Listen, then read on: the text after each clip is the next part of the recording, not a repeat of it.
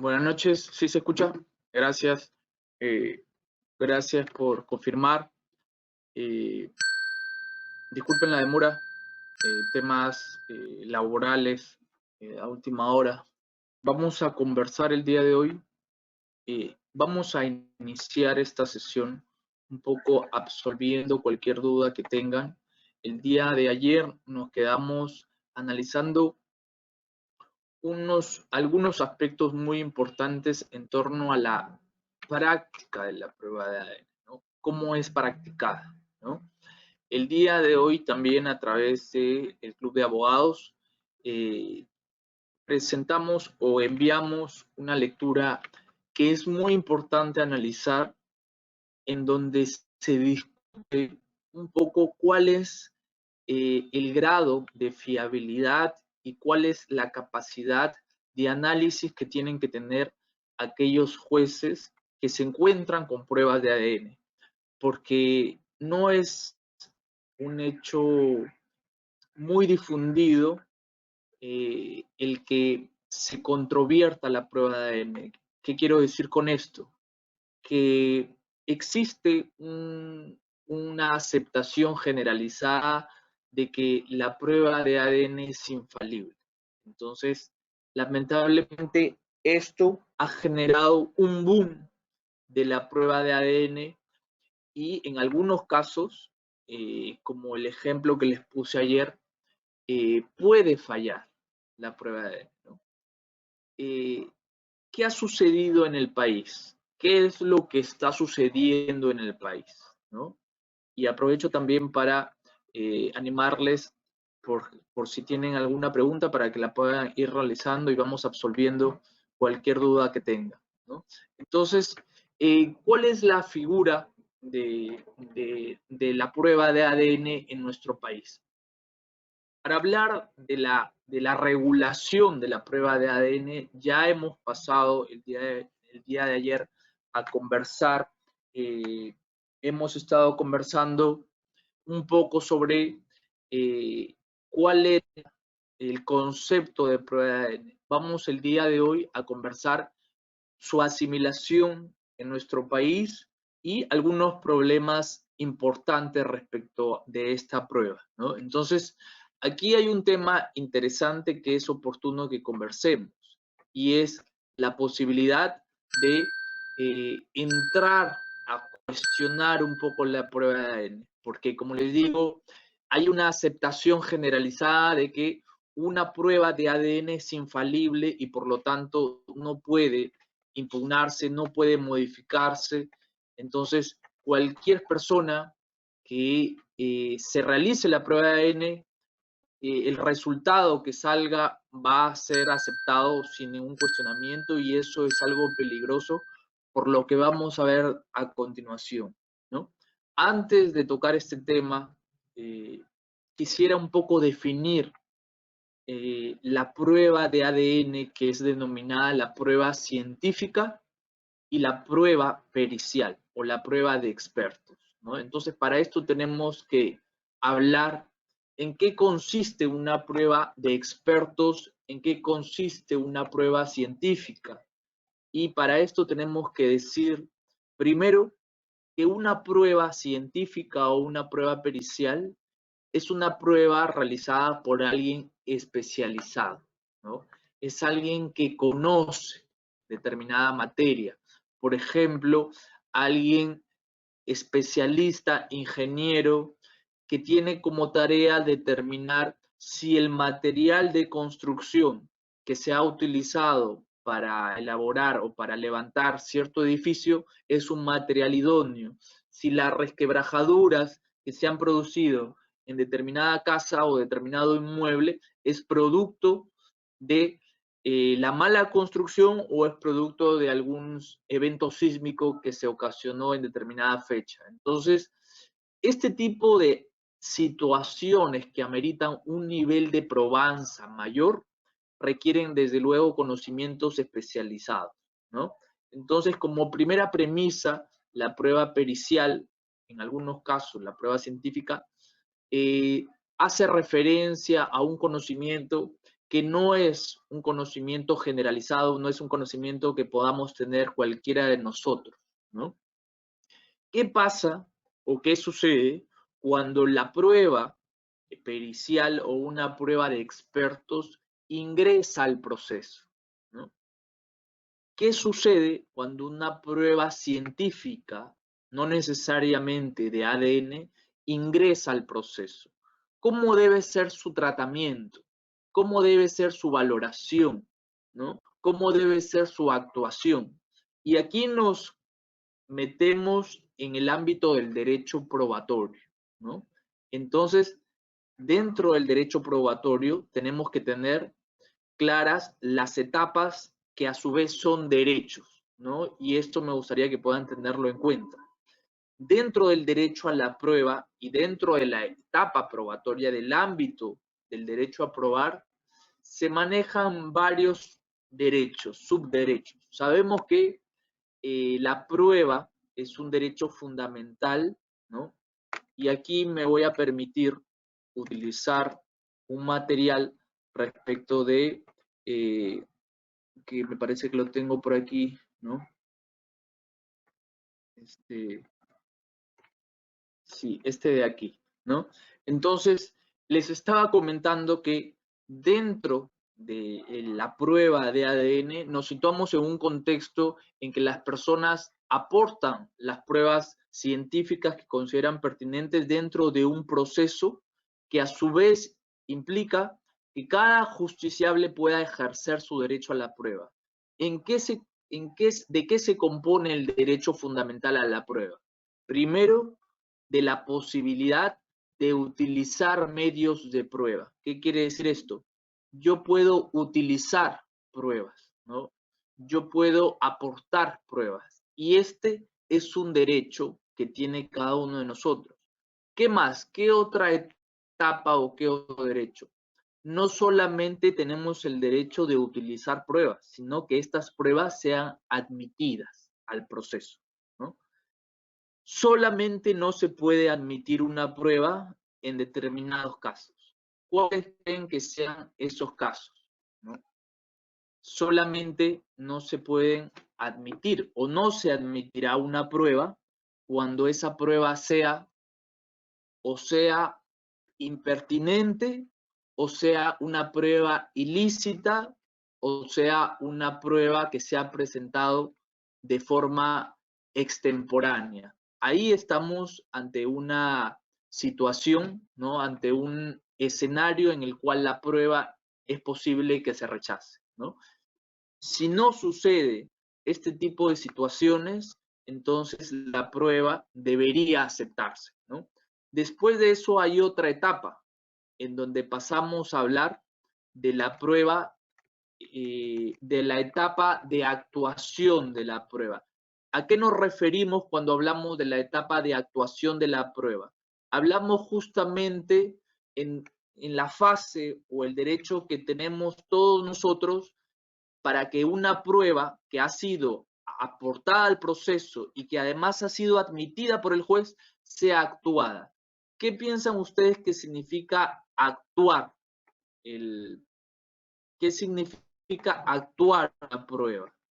¿Qué significa poner en práctica una prueba? Significa justamente desplegar un material o desplegar una actuación probatoria. Por ejemplo, ¿cómo se actúa una prueba testimonial?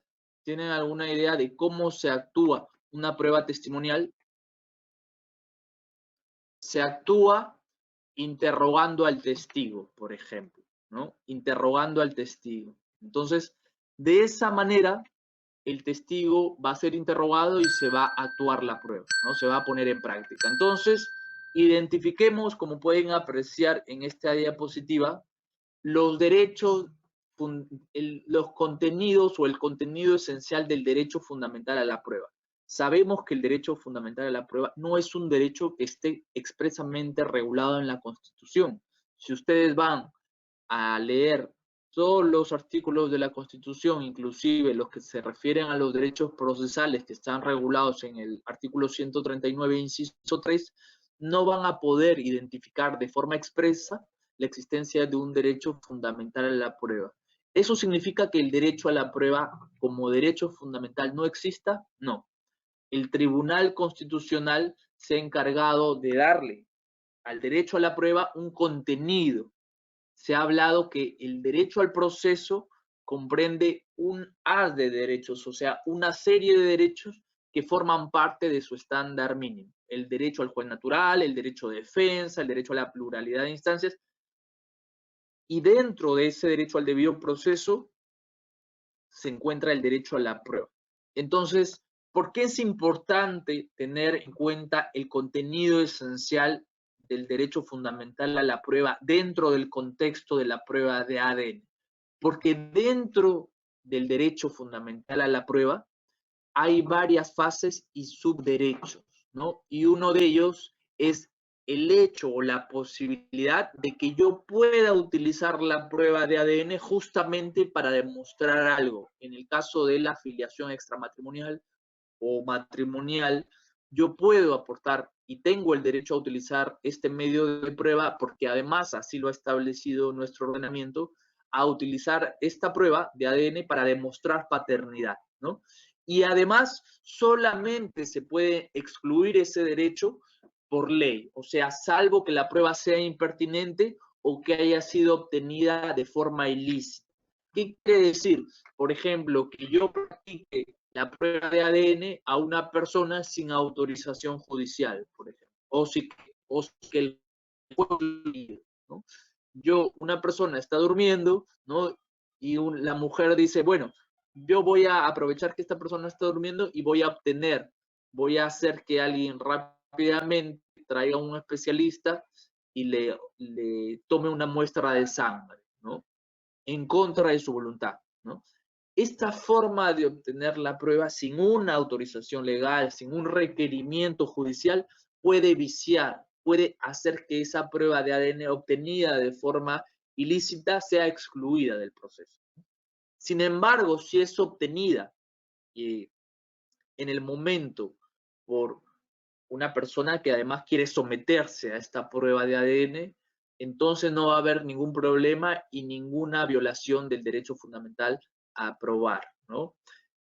Pero ¿qué sucede si después de esta admisión de ese medio de prueba, la prueba de ADN no se actúa de forma correcta o no se despliega de forma correcta? ¿Qué significa eso?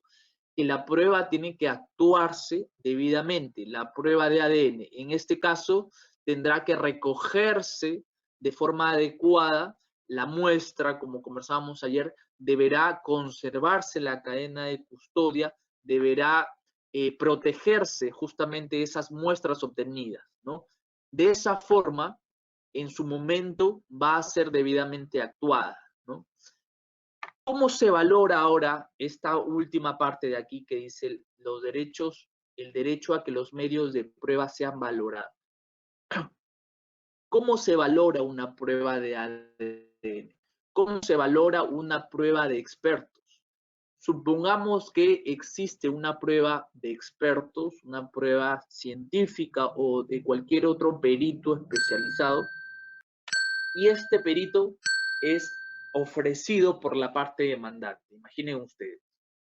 Sin embargo, este perito arroja un resultado. El resultado de su pericia, consistente en un informe pericial, por ejemplo, arroja un resultado y unas conclusiones vinculadas a la pretensión de una de las partes, supongamos la parte demandante, ¿no? Y la conclusión es, supongamos que la conclusión es A. Sin embargo, la parte demandada aporta otro informe pericial sobre la misma controversia elaborada por otro perito y lo que dice este informe pericial es no A. ¿Se dan cuenta? Entonces tenemos dos pruebas de expertos, dos pruebas elaboradas por especialistas. Sin embargo, una prueba dice A y la otra prueba concluye no A. ¿Qué debería hacerse en estos casos? ¿Qué piensan ustedes? ¿Cuál sería la solución? ¿Tienen alguna posible respuesta? Los leo. Dice por aquí, un tercer perito, un debate pericial, dice Nilda, Mateo dice un tercer perito, una tercera prueba, ¿no? ¿Qué pasa si esta tercera prueba, ordenada, supongamos, por el juez, arroja la conclusión A? Entonces, debería optarse por el tercer perito, o mejor dicho, por el primer perito, ¿no? Esta conclusión o impuesta o practicada por un tercer peritaje va a decantarse por una de las dos propuestas y va a elegirse esa, podría ser una solución, ¿no? Una prueba dirimente, digámoslo así, ¿no? Pero aquí cabe preguntarse si a lo largo del proceso es conveniente este desgaste de presentar una prueba pericial, después otra prueba pericial, y que ambas pruebas sean contrarias y que el juez tenga que citar a otro perito para que vuelva a practicar su peritaje. Entonces el tiempo evidentemente va a perjudicar a las partes. ¿Cuál podría ser otro criterio aparte de nombrar un tercer perito? Por ahí bien dijeron, Nilda señala un debate pericial. ¿Qué significa que exista un debate pericial? ¿Qué significa que exista un debate entre especialistas en el rubro de científico, por ejemplo, o en el rubro de cualquier otro tipo de disciplina? Significa que el juez debe tener la capacidad, si bien el juez no tiene por qué saber cada una de las materias especializadas, lo que el juez puede hacer es interrogar a los peritos, ¿no? Interrogarles y analizar la pericia, ¿no? La prueba científica sobre la base de preguntas lógicas, ¿correcto? Es decir, un informe pericial elaborado por un perito va a componerse de unas afirmaciones o de unas premisas y una conclusión. Perdón. Entonces, lo que tiene que hacer el juez es lo siguiente: leer el informe pericial y preguntarle al perito, ¿cómo has llegado a esa conclusión? Las premisas que tú postulas necesariamente confirman la conclusión de tu informe. ¿Qué método has utilizado para elaborar ese informe pericial? Además de eso, ¿qué margen de error tiene tu informe pericial? ¿Se dan cuenta? Si es que no encuentra el juez lógica entre las afirmaciones del dictamen pericial y la consecuencia o la conclusión, evidentemente va a ser un dictamen pericial que no sea fiable. Perdón. Es porque en la práctica, y aquí quiero volver un poco a lo que les decía hace un momento, se tiene la costumbre generalizada de que si hay una prueba científica, entonces esa prueba es infalible, ¿no? Pero puede ocurrir que la conclusión a la que ha llegado ese dictamen pericial no se derive necesariamente de las premisas del informe pericial, ¿no? Esto de verdad sucede más comúnmente en la práctica en algunas pericias científicas. Por ejemplo, se utilizó material de construcción y ese material de construcción, perdón, ese material de construcción se encontraba permitido. La mezcla que se realizó del material de concreto era una mezcla que también estaba permitida, ¿no? Conclusión, no se reparó supongamos que estamos hablando de la reparación de una autopista y se está cuestionando si el material utilizado era el material adecuado o si la reparación de la autopista había sido realizada correctamente, para lo cual se contrató un perito, un ingeniero especializado para determinar si justamente el material y la construcción o la reparación se había realizado de forma correcta. Entonces, el dictamen pericial decía que el material era correcto, que la metodología había sido la correcta, que la mezcla realizada para el uso de la reparación de la autopista también cumplía con los estándares mínimos, ¿no? Sin embargo, la conclusión, perdón, sin embargo, la conclusión del dictamen pericial decía que la reparación realizada por determinada empresa no había sido la idónea, ¿no? Entonces, aquí surge una pregunta, y entiendo que a ustedes también. La pregunta es, ¿pero cómo la conclusión establece que la reparación ha sido realizada de forma deficiente, pero sin embargo las premisas, las afirmaciones que ha realizado antes el perito, es decir, que se utilizó un material de reparación aceptado, la mezcla cumplía con los estándares, se realizó el trabajo en determinado plazo? Entonces, ¿por qué al final la conclusión es distinta? ¿Por qué no se deriva de las afirmaciones o de las comprobaciones que ha hecho el perito, ¿no?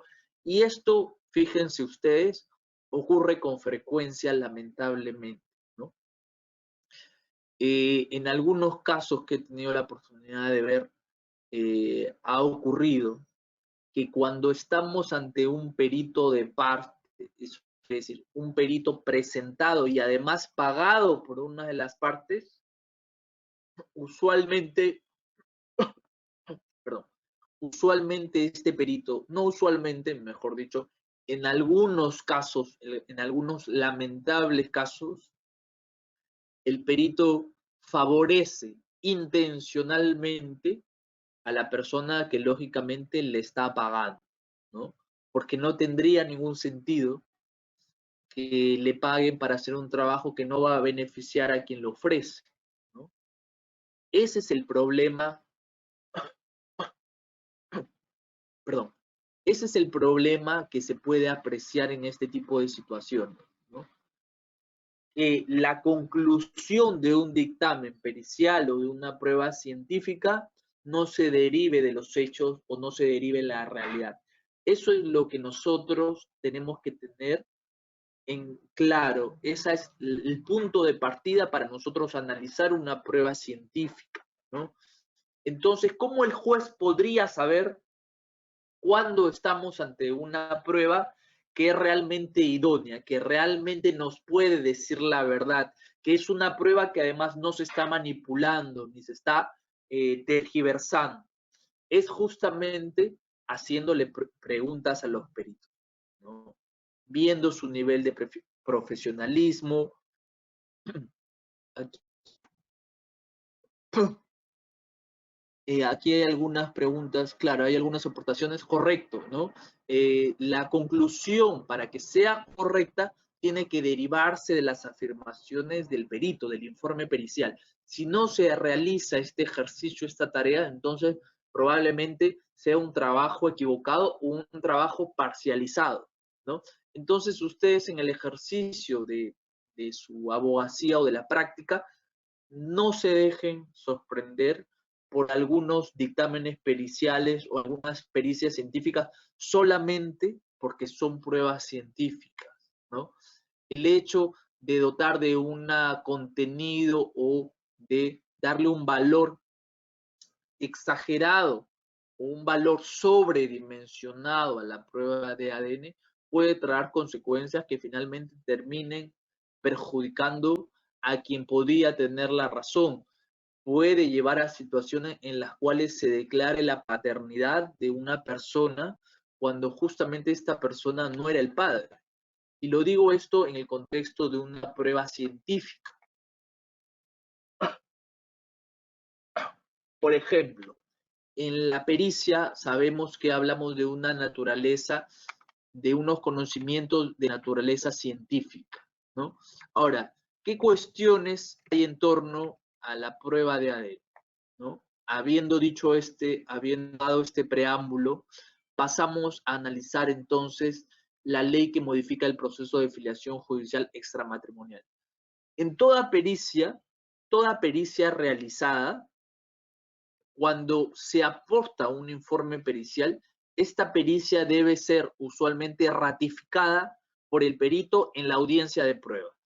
y tiene que ser ratificada y explicada además. El perito va a ir a la audiencia, va a asistir a la audiencia y le va a explicar al juez y le va a decir, en esta prueba se utilizó esta metodología, se recogió esta muestra, se conservó en este laboratorio, tantos días, tanto tiempo. La finalidad era demostrar eso, ¿se cumplió o no se cumplió? ¿Qué métodos se utilizaron? ¿No? Y además, eso va a decir en el dictamen y además también se va a señalar o se va a ratificar en la audiencia. El perito va a ir y va a tener la posibilidad de ser interrogado por el juez y de ser posible por las partes, pero básicamente por el juez, ¿no? Entonces, en esa audiencia, el perito va a ratificar lo que ha dicho en su dictamen pericial. Entonces, hay dos subetapas. Primero, la etapa de aportación de ese dictamen pericial que se va a exponer por el perito el día de la audiencia, en cuyo caso el perito va a ratificar el contenido establecido en su dictamen pericial, ¿no? Ya hemos identificado esta situación. Ahora, ¿qué ocurre en la ley que modifica el proceso de filiación judicial de paternidad extramatrimonial? Se señala lo siguiente. Para efectos de la presente ley, no resulta necesaria la realización de una audiencia especial de ratificación pericial ni los actos procesales que establece el artículo 265 del Código Procesal Civil. ¿Qué quiere decir esto? Que para efectos de esa ley no es necesario que el perito confirme la prueba de ADN, ¿no? ¿Qué quiere decir? Que cuando el presunto padre haya formulado oposición a la declaración de paternidad, el juez va a resolver únicamente con los resultados obtenidos de